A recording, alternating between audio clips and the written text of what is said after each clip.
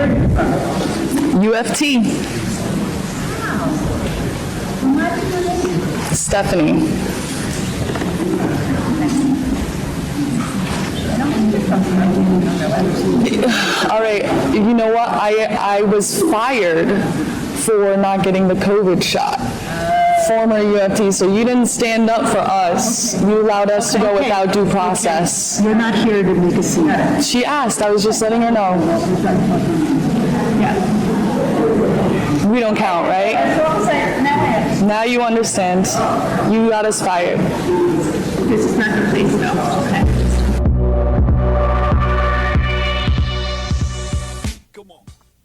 Welcome to the Bassline. It is a misty, foggy afternoon here in New York City, and on the line I have a good friend of mine, a freedom fighter who has been prolific and outspoken on the front line of the medical freedom movement.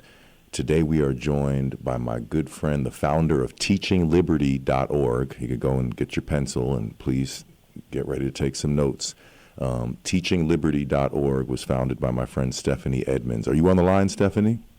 Yeah, I'm here. What's going on? Thank you so much for all the kind words, the great introduction. That was way better than anything I could have. You know how sometimes people say, write me your introduction, like how you want me to introduce you. But, man, thank you so much. I'm blessed and honored and humbled. Thank you. Oh, well, you know, you're no slouch when it comes to media production yourself. You kind of jumped right into media production in response to the emergency that we were facing a few years ago. Were you already doing that kind of work before the emergency was starting to unfold, or was that something that you quickly jumped into in reaction to the situation? You know, I had started my YouTube channel in the summer of 2019. I'm a big YouTube head, I like to say, or, I'll watch Rumble or the other platforms too, but, YouTube's the Google of video sites. So I started my channel, and it was originally called Class Disruption, and I was a teacher at that time, right? And actually, let me just pause right here. I'm going to pick up on that story in a second. The video, you played the audio of a video of me confronting Randy Weingarten, who's the head of the American Federation of Teachers, the second largest teachers union in the country. She's the head of the union I used to be a part of when I was a teacher in New York City.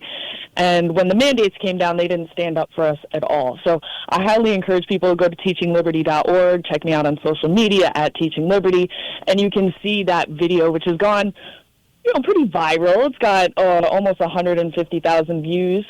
So that's a little bit of my backstory there. But so that brings us, back onto our original timeline here of 2019. Right. I was a teacher at that time, and I wanted to talk. I wanted to have a platform. I was like, I see these guys on YouTube, and I'm like, I feel like I could do that. And who wants to watch these, middle-aged, kind of like okay-looking guys when they could watch me, right. I felt like there's not a lot of women in the space, and so there's some opportunity in terms of that. And I just feel like I had something to say, and that I should say it. And I encourage everybody to do that in your way, whether it's on social media or if you're not a social media person, in your community. So I started this channel, and I was making videos really like in the niche of teaching, reacting or reading articles about education in mainstream media, creating sort of like how-to videos, doing some commentary on the state of education, and it was called Class Disruption. So the idea was I'm going to sort of say some unpopular things, but I'm also going to have some ideas about how do you handle that class disruption in your class. Right? And it was a different take on like the equity stuff, which was starting to really take over, had been in education, very growing in its presence since I entered the classroom in 2016 as a high school teacher. I had been tutoring and stuff before that. Right. So that's a long-winded way of saying my channel started in 2019 and sort of like put me right in this place for when the pandemic hit, or whatever you want to call it, Right, exactly, yeah. That situation that went down and is still continuing to impact, we're in the veil of normalcy right now, but it's still here. Totally. It put me in this position to be able to make content and sort of switch gears as necessary. I had been talking into my phone to nobody for, 6 or 8 months, and then really, started to catch on. And right, so by the time people were watching my stuff, they're like, whoa, you're so good at that. And I was like, yeah, well, I've been talking to nobody for a while, so welcome. Yeah, right. Well, so it connects well with what I wanted to ask you actually in the first place, which is just give us a description in terms of your life before the pandemic, plandemic, scamdemic, whatever you want to call it, before COVID started, the COVID period. Oh, and by the way, let me clarify something quickly before I just kind of gloss over that, which is the definition of pandemic was changed. I'm not going to say to accommodate this event, but not long ago. I think it was about 2012. The definition of pandemic was actually changed. And the definitional change was based on a shift from mortality rates to contagiousness. So basically, according to this new definition, if there's a pandemic cold that spread around the world and everyone pretty much caught the same sort of cold virus, then it's a pandemic, even if 0 people died because of the fact that the virus spread. Whereas the older definition of pandemic required an actual damage to the youthful population of a country. Right, like mortality. Yeah, like the population has been reduced. Yeah. So, that is one of the ridiculous things to me about this whole situation that we were subjected to, is they took this virus with a high survivability rate and they portrayed it as something that we were likely to die from. And the fact of the matter was, if you were in decent health, if you weren't 80 years old with multiple comorbidities, you were not likely to die from this virus at all. But yeah, they had me for a second. I'm not going to lie. They had me for a second in the beginning. Yeah, they had me for a second too, but not for long. I mean, I really admire the people who just didn't buy it for half a second. I know a couple people who were like that. They just didn't buy it for even one whole second. But, I was cautious for a moment, but I just started noticing that point by point by point, what they were saying doesn't make sense. That was what my friend Craig Blue, he was a guest on this program a few episodes ago, and we were talking about this whole event as it was unfolding, and that became a thing where almost like a sitcom, we could just look at each other and say, it doesn't make sense, But let me ask you, give us a description, because I think it's really important that people start acknowledging how people's lives were affected by this. There's this real desire, it seems, to just gloss over the impacts of these decisions that really put people in desperate situations. And there's a lot of people that aren't accounted for in this whole discussion. I mean, people lost their family businesses. They lost their homes. People fell way behind on rent. Jeremiah, that nobody was forced. Of course, right. Soldiers knocked down your door and just grabbed you and put it in your arm. So it's fine that they coerced you. Coercion is cool. That whole informed consent thing, like you're all thinking about it all wrong. I'm just kidding. Yeah, of course. No, but tell us how you were affected. Sure. Tell us what happened. I mean, you were a teacher. Did you enjoy your life as a teacher? I mean, I'm sure you had your challenges, but you were doing your thing, right? And then they kind of just, disrupted your well-being, like all of us. Yeah. So I'm actually producing a documentary that is going to be, we have so many people. We traveled across the country doing interviews, but I'm going to also be included in it, telling some of this story and really capturing those moments. So I encourage people to check out the preview reel that we have of that, which is over at restorechildhood.org. and that's who I'm working with to produce this. But I will write that down, everybody. Yes, it's called 15 Days. So remember that, 15 Days? Yeah. And it's really focusing on, the closure of schools, the impact on children, the parents' movement, and also public health. We got to interview amazing doctors across the country who stood up. Probably the names that people will know is like Jay Bhattacharya or Tracy Hogue. These are people who have been notable since the beginning for speaking out. So very blessed to have had that opportunity, and I hope to be able to share that with the world before the election. So 15 days. But my story is I was, my goal was to be a teacher. I finally figured out, I was like, all right, I'm going to do the teaching thing. So I went to New York City and went to Brooklyn College and got my teaching credentials and my master's degree and started working at a high school in the Bronx. And throughout that whole time, I had been a tutor, and I was teaching phonics and math. And it's to all ages, but most of the kids were elementary school or middle school. And so I also know the science of reading, which is what everybody's talking about now. Like, I know a structured method for teaching it. And then I was a high school history teacher because I'm a history nerd. But interestingly, my most important experience was always teaching phonics. Just the way that the kids struggled with reading, so there was that. But just the way that it teaches you about how kids learn and how to give positive feedback. And anyways, I digress. So I was in high school teaching in the Bronx.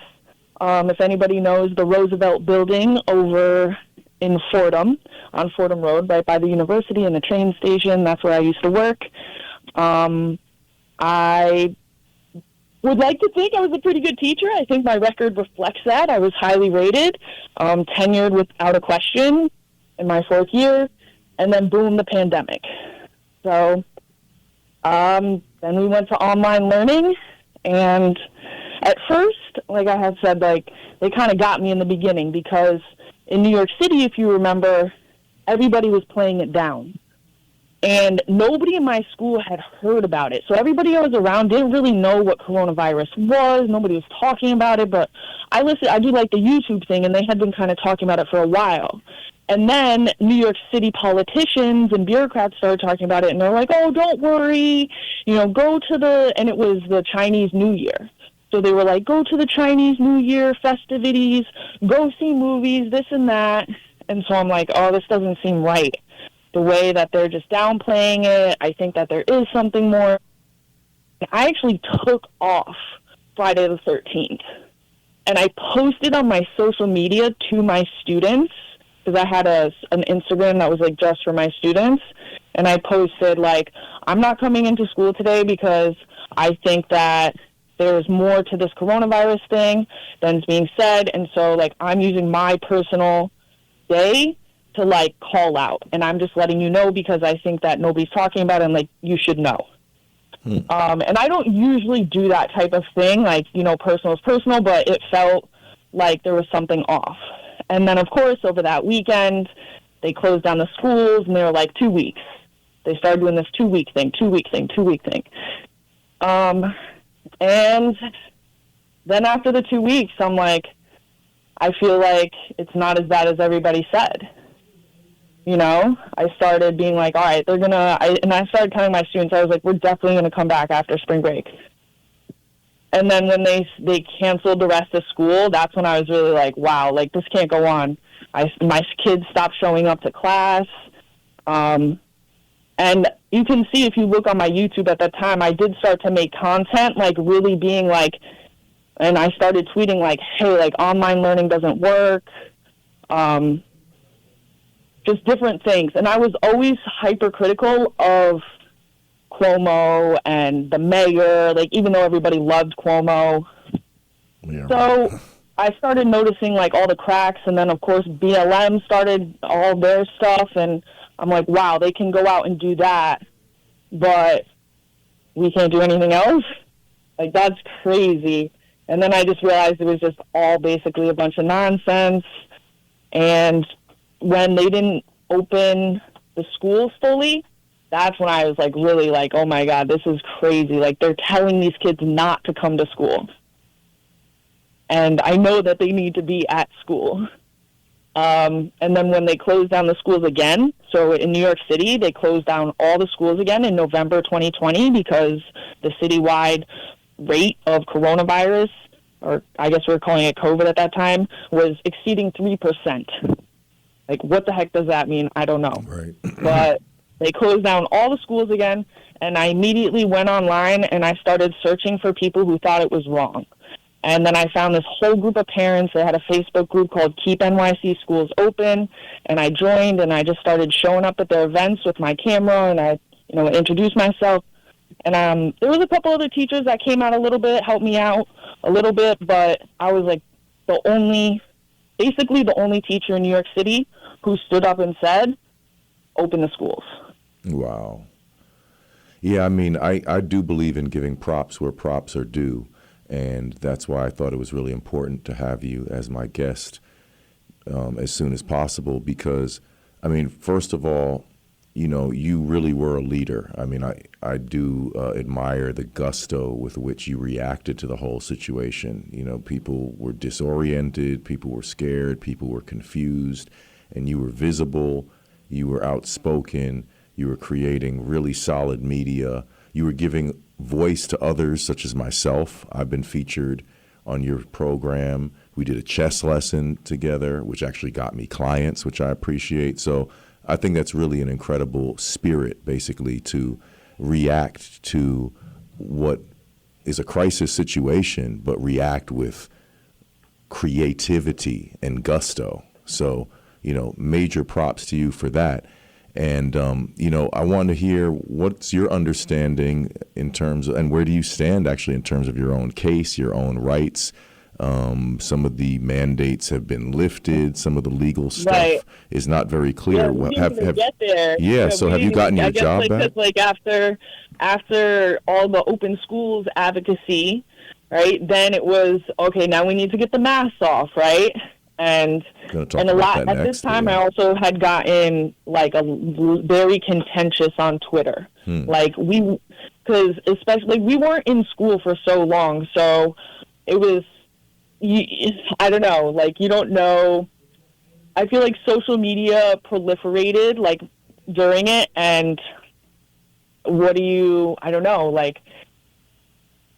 Does it impact the school? I don't know. People aren't in school, this and that, but I guess people have been sending my tweets to my principal and this and that, and so I got in trouble for basically my advocacy around open schools and then being like an anti-masker, and it was causing a stir. So I had shut down my social media for a while, but then like as soon as the mandate started coming, I was like, well, I'm either going to get fired for being like an anti-masker, anti-vaxxer on my social media, or I'm going to get fired for not taking it. You know what I mean? So it's like I felt like I had nothing to lose at that point because I was either going to, be right and be able to keep my job because the mandates were going to get knocked down in court, or be right and not keep your job. Yeah, be right and not get my job back, which is what happened. We actually just hit the 2-year. Can you believe it? Wow. 2 years, man. 2 years.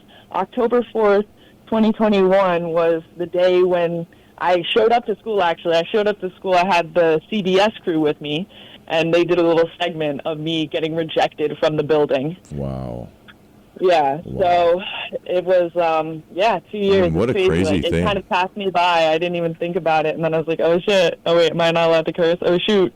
Yeah. Well, I don't know what our policy is. I think this is an internet radio station, but it is a family-friendly program, though. So let's hold it down.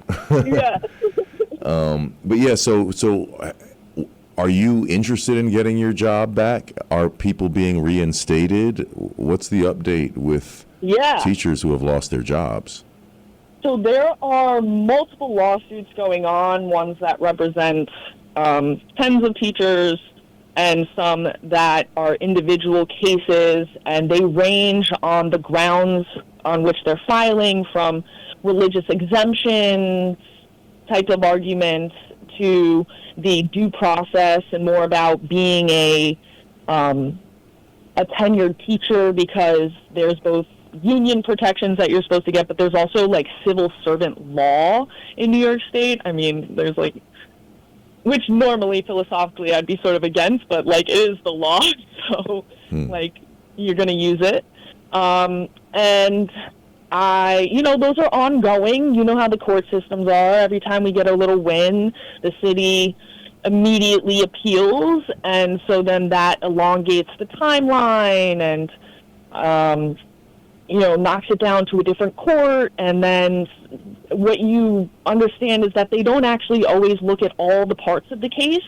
Oftentimes they're just looking at this piece or that piece, and so it's an ongoing thing, and there's a lot of political pressure. So though our courts are supposed to be independent, of course that political pressure has infected the courts.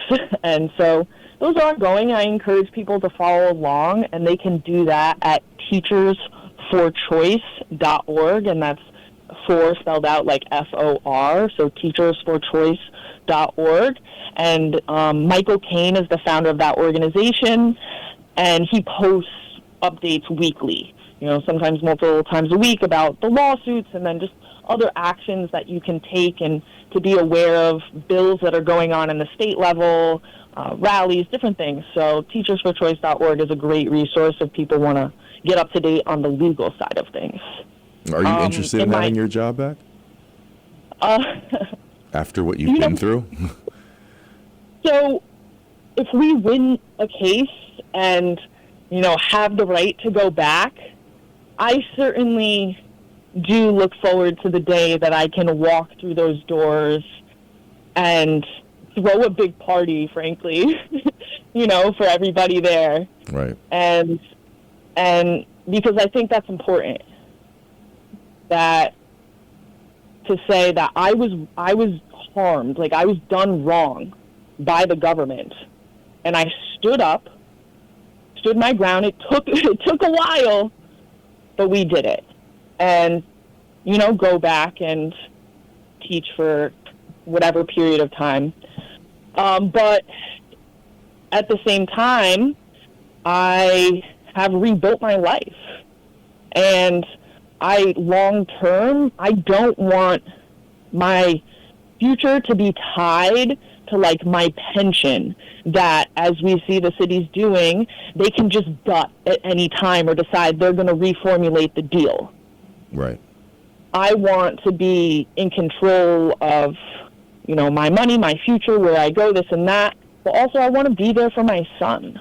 I don't want to leave the house at 7 a.m. and get back at 7 p.m. and the whole time he's been in the care of other people, however good those people might be. And it's just, I want to be the one who directs the education and upbringing of my son. And so as I've rebuilt my life, I've intentionally done it as that being the primary factor. And, you have to pay your bills, of course, but I've taken a huge pay cut to do that. Right? I could have gone back and gotten a 9-to-5 within the education field, or, something more traditional in another one of these industries, but I chose not to. And so now I have my own, personal individual business, I guess you could say, Teaching Liberty. And I work with different organizations like Restore Childhood to produce content and a lot of social media marketing, but also I write, I make videos, I edit.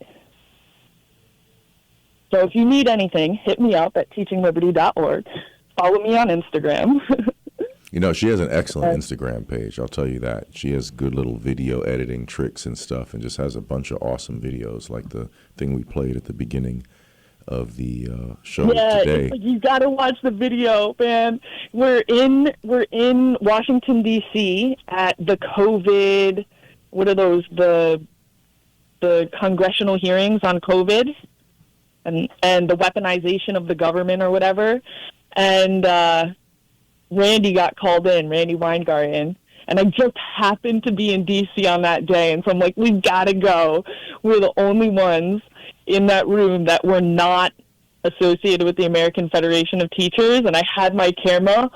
Oh man, their panties got in such a tight bunch. And the way that one woman looks at the camera and she's like, this is not the place. Yeah, right. Not the place to stand up for yourself. But I wanted to ask you about that mask documentary that my son Marcus and I participated in. One day we met near Marcus's school at Central Park, and you rolled through with a considerable camera, like a professional, real deal camera, and we filmed a clip. Is that for the 15 Days project, or was that a separate documentary? Yeah, that was a standalone project on its own. It's called I Am an Anti-Masker. Right, that was the title. Sort of take back that phrase and just be like, sure, I am an anti-masker. And you know why? Because of this very real reason that you probably aren't even thinking about when you're jamming your thoughts through some ideological lens all the time. Mm-hmm. So, whether it's, my child has a speech delay, or another one I did with Jubil, who's another freedom fighter from New York City. She's deaf. Mm-hmm. And so it's like she literally, when she's walking around in the world and everybody's masked, she cannot understand, okay, is this person a good person? Is there somebody I should be, okay, maybe they're getting into an argument and I shouldn't be around here. Right. Is this person somebody's going to help me? Just asking for directions. Like if you ask somebody a question you can't hear, you need to read their lips. We had another woman whose son had food allergies. And if he had to wear the mask, they couldn't see his face to see if he was having an allergic reaction. And he went into anaphylactic shock. Wow. Like these super real reasons that people, their brains just like melt and they can't think outside of this. It's just fake politics. It's rhetoric. It's nothing to do with the real world where real people are trying to live. Yeah. So that's called I'm an Anti-Masker, and that was also with Restore Childhood. So when you're going to check out the 15 Days reel, they can check out those videos. But we certainly will use some of those also in the documentary. Excellent. Yeah, I mean, the mask thing I take very seriously and very personally at this point. Like we said at the beginning, we bought into this for a minute. We didn't know what was going on. I put on my mask thinking, okay, they're recommending this. I wasn't a guy saying, I'm not going to put anything on my face, just if it would help. Well, see, I was with it until they told us to do it. Right, because remember, there was like that whole first month, they were like, oh, no, mask, no, they're no, you don't need the mask.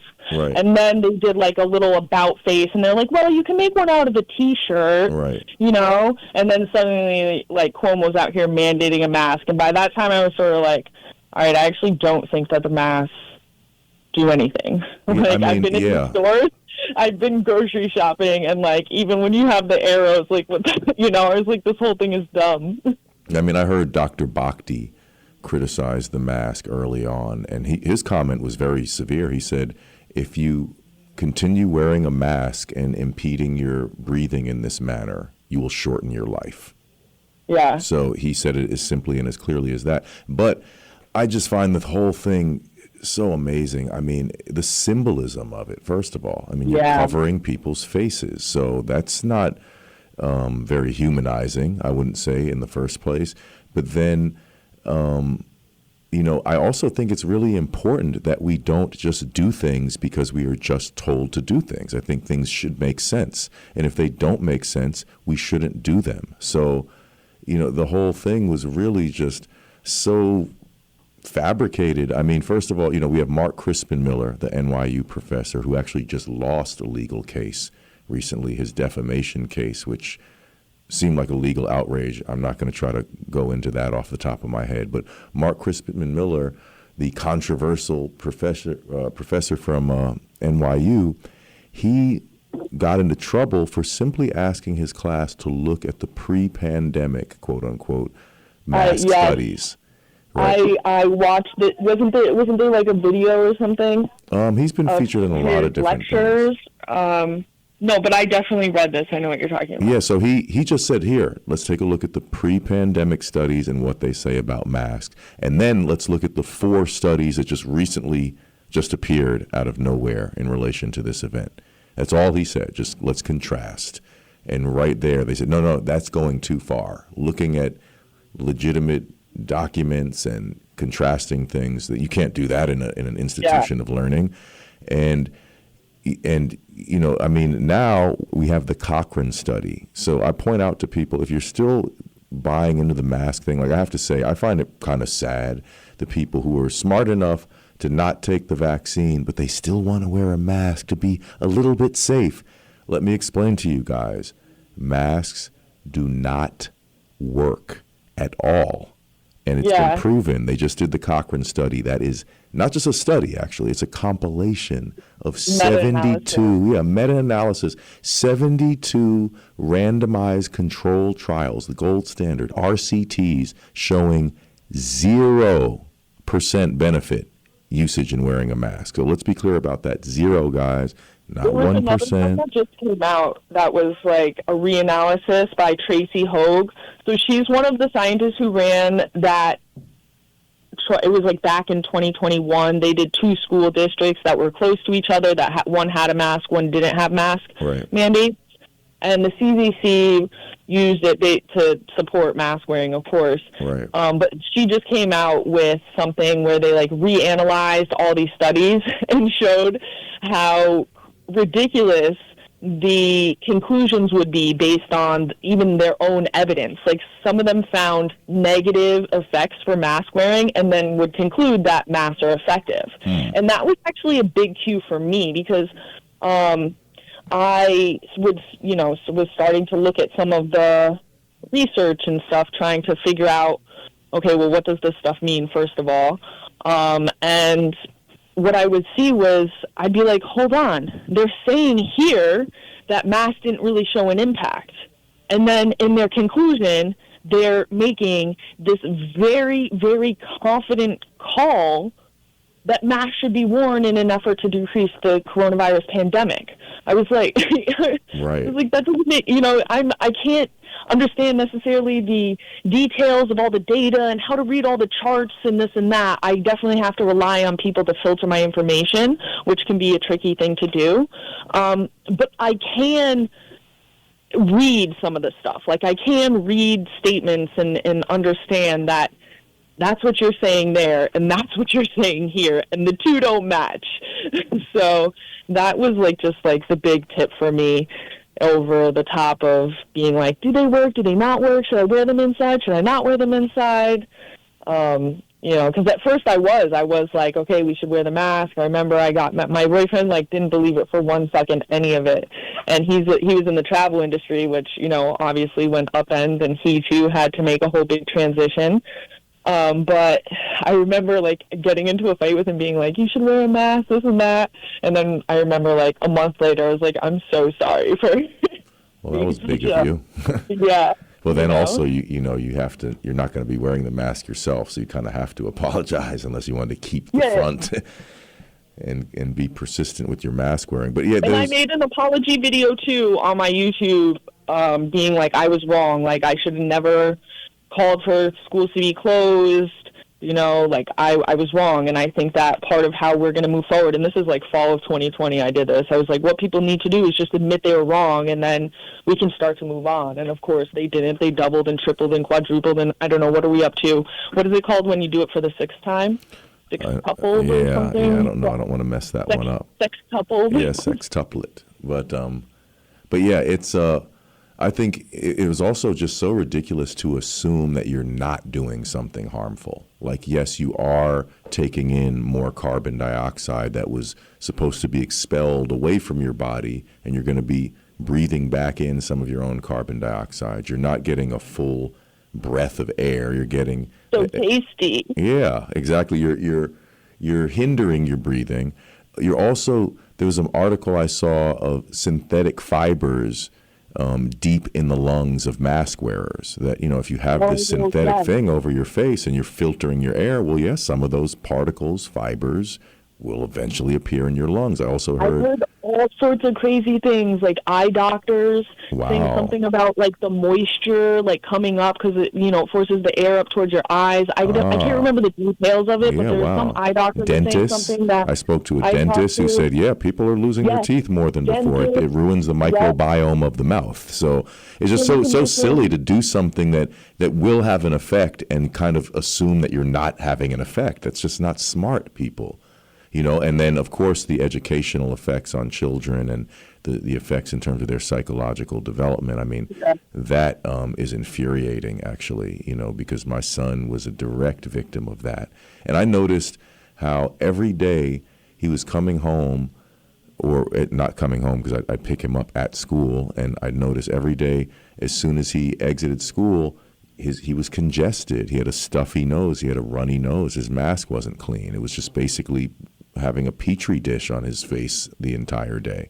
I mean, that's my other basic, comment about the mask is, well, why is it not basically the equivalent of just having a petri dish on your face? And I really believe that if that type of thing were effective, we would have all been raised wearing masks.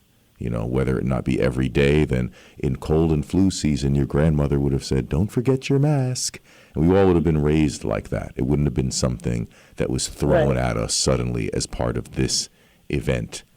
But Yeah, this is something I'm writing an article about right now. Oh, nice. It's in terms of sort of the gender issue and like child development and how kids experiment with well, you read different my identities. mind. I wanted to talk Yeah. about that next.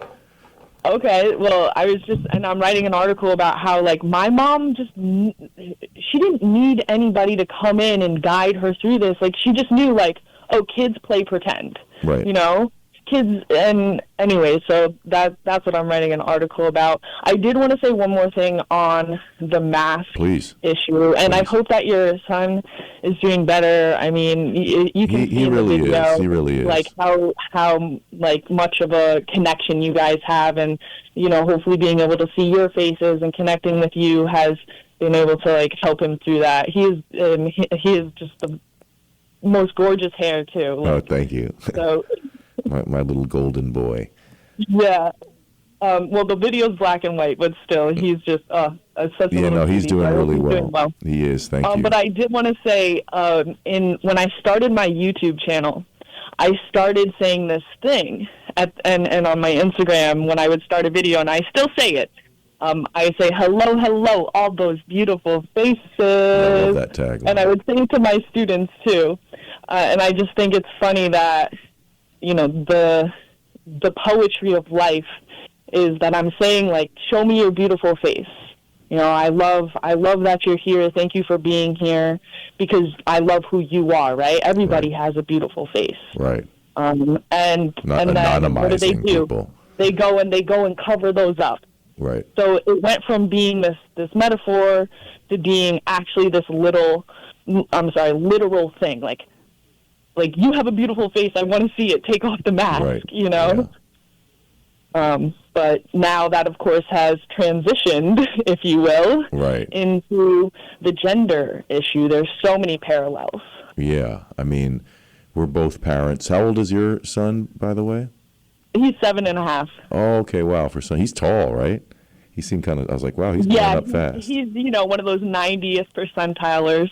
Oh, okay. There you go. So, we both have single-digit age children. I have a son and a 3-year-old daughter, and it's so concerning, this agenda, basically. I don't know exactly what to call it. This I call it gender confusion, all this sexual content that's just frankly inappropriate for kids. There's this discussion that they're trying to introduce to children before they could possibly comprehend such matters. And meanwhile, the kids need to learn the basics still, right? Reading, writing, and arithmetic, right? The 3 R's or whatever. It's like, can we get back to fundamental education stuff and steer away from all of this ideological stuff that a lot of parents are frankly not going to agree with, including myself? What's your take on this atmosphere and what children are being subjected to?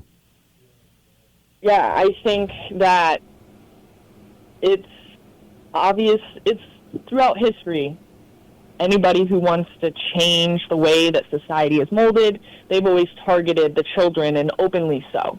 You can point to the Nazi regime, you can point to Mao in China, or, Stalin in the Soviet Union, name any totalitarian regime, and they have their most intensive programs around the kids, because they're blank slates, if you will, right? Right. And I think that that's exactly what's happening here, is that the organizations and institutions which have been set up genuinely in service of our children, like genuinely in service of, trying to, and I guess if you can go back to the roots too of public schools and how the state did want to utilize those, but I would say most people's like local public school, what people think of their community school, they think about more like the one-room schoolhouse, right? They're people, their community, they want their kids to learn the basics, things like that. But these institutions are being weaponized to mold our children in a way that I think disagrees, whether you call it what, American values, more, it's like traditional values. It's not traditional values. It's literally like growing up in the 90s. Like, I grew up in the 90s. Right. You know what I mean? Like, I'm not talking about, like, we're not going back to the 90s. It's not like Little House on the Prairie or something, right? When I say traditional values, like, I don't know what that means anymore. Like, I'm literally just talking about, like, growing up in the 90s. Like, I dressed like a boy. If you look at pictures of me when I was anywhere between 2nd and 7th grade, maybe even into 8th grade, really wasn't until high school when I sort of even now, like, I'm quite an androgynous female, I would say. But I dressed like a little boy. People would call me Sonny all the time. And my parents let me do it, right? But my parents weren't like, oh, do you want to be a boy? Right. Like, they were just like, the power of suggestion. Like, she's a girl. My parents thought I was gay. They probably thought I wanted to be gay, and I liked to play hockey. I was definitely like a blocks and a trucks kind of kid, climbing all over the place. Mm-hmm. And you can see my two little sisters, like, all be in like a polo shirt and khakis, and my sisters are in like velvet dresses for our Christmas picture. So it's like a stark contrast. Right. And you can definitely see, like, my sisters were more, and still are more, like, traditional females. So I'm not talking about, like, some 1960s traditionalism. I'm literally talking about the thing that was okay 2 seconds ago until we all, like, tripped and fell and, like, I don't know, maybe it's, like, this giant car crash that's happening and we're just, like, stuck in it. Like, we've kind of hit our heads, and then some of us are a little hurt, but other ones, like, when everybody just, like, sits there and looks at the accident instead of passing by, like... Right. Are you open to taking calls? Yeah. Do we have any callers on the line by any chance? Oh, yeah. So, I think we already have a call on the line. And, by the way, yeah, we have 15 minutes to go, so...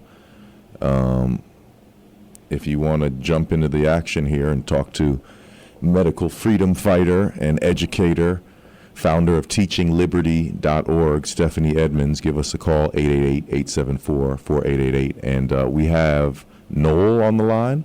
Noel, pardon me. Noel, how you doing, brother? Yes, fine, Jeremiah. Congratulations. I've been trying to actually reach you. Oh, okay. I didn't realize that. Since you began, I think the first day you began, you had a technical difficulty. Oh yeah, right. I remember that. I could hear your voice, and you couldn't hear mine, and yeah. Right. But anyway, I just want to give a little bit of my resume.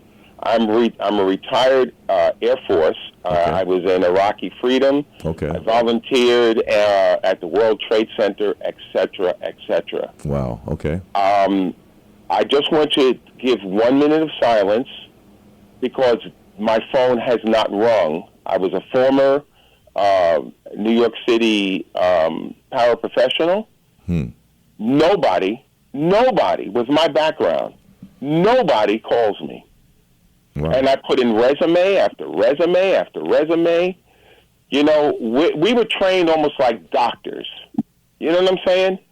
And this is the kind of disrespect from the mayor, from the borough presidents, and all that. How do you urge somebody, Jeremiah, and your guest? I'm sorry, what's her name? Stephanie. Stephanie, yes. How do you make a mistake? Like, say, if I said I stepped on you or Stephanie's feet, I'm supposed to say I'm sorry for doing that, right? If I made a mistake, where are they to say, hey, I'm sorry? All you got to do is come back into the DOE building and you automatically get your job back. No, you treat me as if I'm a leper. Right. Good point. You know. And again, how is it the borough presidents and the mayor and the governor, who all have backgrounds in law, that you break the law and it's okay? Right. Like Obama being a constitutional expert somehow. Exactly. And he reauthorized the National Defense Authorization Act, for example. Now, the other thing, since I mentioned my medical background, the masks are measured in something called microns. Okay? It's almost like a micron. Just think of Stephanie and Jeremiah. Think of a picket fence. Cannot a mosquito or fly through a picket fence? Right. That was the old analogy. That's the same thing. Right. So you could wear 8 masks. The virus is smaller than the microns of the filter. Right. You know what I call it? I called it running from the air. The run from the air strategy. Keep running from the air. Yes.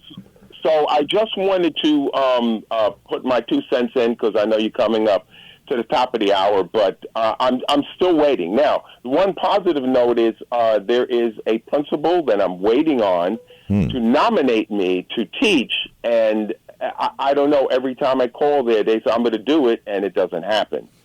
So I don't know what's going on, because they said there's a certain budget or whatever the case may be. So that's all. I'm kind of like in limbo, you know. Right. But anyway, I don't want to hold up the line. Thank you, Jeremiah. I'm glad Gary Knoll and others put you on, because I always remember you calling you Treese. Yeah, I'm a big fan. And now here you are. Well, thank you so much, Noel. Yes, and thank you so much for your service and everything you do. And I think that part of the mandates were to weed out certain types of teachers, right? And it doesn't have to be teachers, anybody, right, working for the city, because it was all the different departments. And we don't suit their preferred narrative and plans. But I also see it as a blessing, because we've been called into this role, and that there's something that we're supposed to be doing out here, right? We don't need to be in their system, out here building our own thing, pushing back. And I appreciate you. Thank you so much for calling in. Yeah, thank you. Please call back soon. And I think we have Ed from California on the line. Not my brother Ed from Queens, but this is Ed from California, unless Ed from Queens is on vacation. Thanks for taking my call, Jeremiah. Oh, thank you for calling. One thing I wanted to mention real quickly about masks. Yes, Gary please. Knoll went over this. Yes, please. Originally, before the pandemic shutdown, if you go to pubmed.org, it gives all sorts of science. PubMed, which is the public health, it's the government's own website. It gives all sorts of science on if you wear masks, you can develop cardiopulmonary obstructive disease, because the fibers can get into the lungs. Wow. Tiny fibers that we can't see because of the masks. And Gary Knoll went over that before the government shutdown. Also, I'd like to say that I tried to get a job at an employment center here in California, and they told me I needed to show vaccination papers because I never got the jab, and I never will. So thanks for taking my call. Well, thank you for calling in and making that great observation. And that's actually, there was OSHA, which was the, I don't know, I forget what the acronym stands for, but it's like the industrial hygiene sort of body that said specifically, don't wear masks for a prolonged period of time. Like, we're literally just violating the basic protocol that existed around those objects. Some of the best commentary I've ever heard about masks was from Dr. Lee Merritt, who made a great point, which is, she said, look, I wore a mask in a medical setting as a surgeon for almost 40 years, not under the misconception that it was a means of stopping respiratory viruses from being transmitted. She was like, you have to understand, when someone is sick, the air around them is just flowing, if they're contagious, is flowing in, through, and around the mask like it's absolutely nothing. So it really kind of saddens me to see people on the train still wearing their masks. And, we just don't need to participate in this theater anymore. We need to take care of ourselves, take care of our health in a real way, not in some ridiculous way. A good friend of mine who I was in communication with throughout this whole thing out in California, actually, like our last caller, he said, I've just realized the best thing to do is literally the opposite of what we've been advised to do. Don't stay inside, go outside, walk, get some fresh air, get some vitamin D, which is key for your immune system, get some exercise when you go outside, ideally. Don't be afraid of people. Fear itself is a immune system suppressant and just generally not good for your health. I mean, you can't just stay in a fight or flight state of mind and think that it's not going to create a negative effect in your body. I mean, we do have to honor as well as we can the mind-body connection as well. Your state of mind is a big portion. We don't really know, I think, to what extent, but some people would say your health is mostly determined by your mind. Some people say, oh, well, it's just a percentage of it, but either way, it's a relevant factor. We don't actually know to this day why people live as long as they do and die when they do. I mean, of course, there's a number of things you can do to improve your health and things you can avoid, but it's still rather mysterious. There's an interesting book called, I'm not sure if I mentioned the title on this program before. I've been intrigued by this book for a long time, even though I don't own a copy, called Dead Doctors Don't Lie. And the premise of the book is that doctors actually don't have a very high life expectancy in general, which is kind of contradictory considering. Yeah, I think that there's a lot of those high intense professions, whether it's being a doctor that's doing surgery and responding to emergencies, or has to do these weird hours where you're on call or you're working overnight shifts and, going against your circadian rhythm, firemen, policemen, I don't know, other just working in industrial jobs, things like that. Right. They all have lower life expectancy. Well, first of all, some of those are actually more dangerous jobs, but also they just say the intensity of them, you're constantly in a stressful state.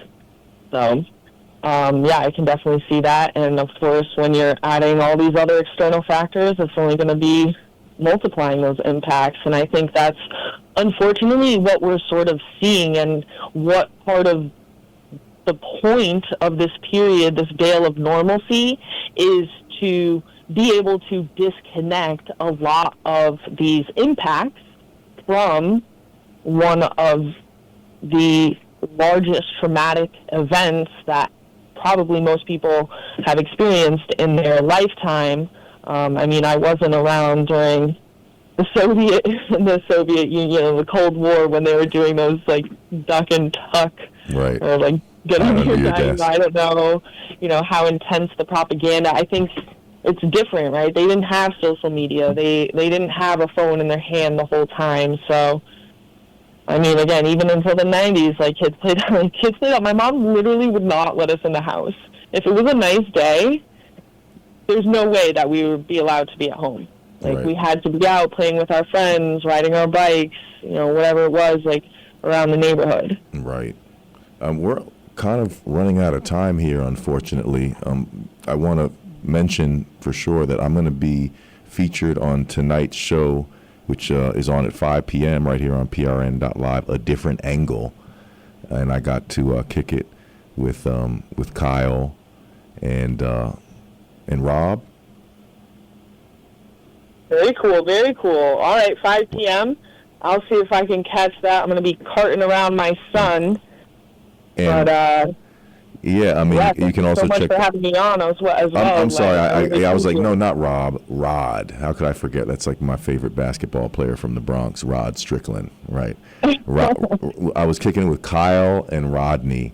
But please, everyone, please check out my Substack. I have a new Substack article that just came out that I'm really excited about called Conspiracy Theory. You're misusing the term. That's one of the most overused and I would say misused phrases of the past 3.5 years. And I think I address it pretty thoroughly in this article. So please subscribe to my Substack. I'm just inching my way up the mountainside. We also have this show archived now. So please share the archives of this program with your friends, anyone who may appreciate our discussion. It's a word of mouth, grassroots kind of effort right here. So we really appreciate you tuning in. Don't forget to check out teachingliberty.org. There's incredible resources over there. Please check out my website, jeremiahhosea.com, and look me up on Substack. And we're looking forward to next week already. We're going to have another lively edition of the Bassline. So thanks, everyone, and we'll see you in a week. Peace and love. Thanks, Stephanie. Thank you so much. I really appreciate it.